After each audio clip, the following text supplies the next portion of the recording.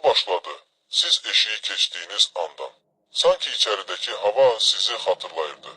Siz isə onu xatırlamırdınız. Divarın solğun naxışı xırda işıqda titrəyirdi və uzaqda taxtaların altından gələn bir uğultu duyulurdu.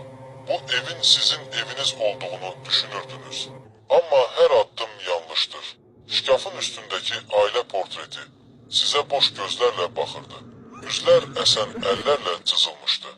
Ürəyiniz sıxıldı. Toz içindəki ayaq izlərini görəndə. Açıq qapıya çatırdı.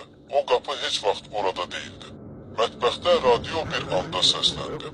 Onu heç vaxt açmamışdınız. Donub qaldınız. Düşündünüz, bəlkə nə qədərdir ki, o sizi dinləyirdi. Mətbəx dolabı birdən açıldı. Daxildə olması lazım olmayan qablar balaca ayaqqabılar. Bükülmüş simlər. Tanımadığınız insanların çəkilmiş fotoları. Birdən işıqlar söndü. Sizi tamamilə qaranlığa qərq etdi. Sanki su kimi içinizə doldu. Qaranlıqda öz adınızı eşitdiniz. Amma adınız uzaqdan gəlirdi. Sanki divarların dərinliklərindən. Çıxışa qaçdınız. Amma koridor uzanaraq qıvrıldı. Tanış keçidləri kölgələr labirintinə çevirdi. Qapılar qapandı. Təkrar və təkrar. Rəngi qaçmış nəfəsiniz kəsildi. Soyuq bir varlıq çiyninizin yanından. Sürüşdü.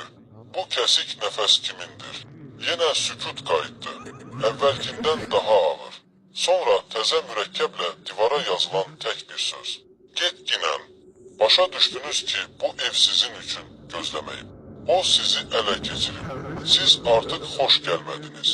Kənarda səhər işığı yüksəldikcə, evin içindəki kölgələr siz eşitməkdən qorxduğunuz sirləri canlanır kimi pıçıldayırlar.